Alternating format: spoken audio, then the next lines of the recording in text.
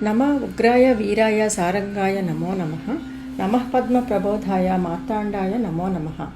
తాత్పర్యము: నిన్ను భక్తితో కొలవని వారలకు భయంకర రూపముతో కనబడువాడా, వారి పూర్వజన్మ కర్మానుసారముగా కర్మలను అనుభవించినట్లు చేయువాడా, ఆకాశ మార్గమున అతివేగముగా సంచరించువాడా, భక్తుల హృదయ కమలములను వికసింపచేసి వారికి జ్ఞానోదయము కలుగునట్లు చేయువాడా, లోకమున ప్రళయము సంభవింపగా మరలా సృష్టిని చేయుటకు నిలచి ఇండువాడా, నీకు భక్తితో సదా నమస్కరించుచున్నాను.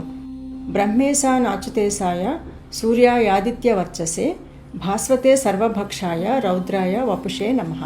తాత్పర్యము: బ్రహ్మ, విష్ణు, మహేశ్వరులకు నియామకుడివై పరబ్రహ్మ స్వరూపుడవైన నీకు భక్తితో నమస్కరించుచున్నాను.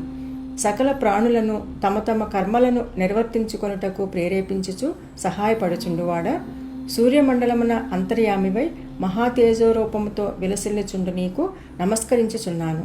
సమస్త తేజములకు కారణభూతుండవై లోకమునందుండు తేజములన్నింటినీ మించిన తేజస్సు గలవాడవైన నీకు నమస్కరించుచున్నాను.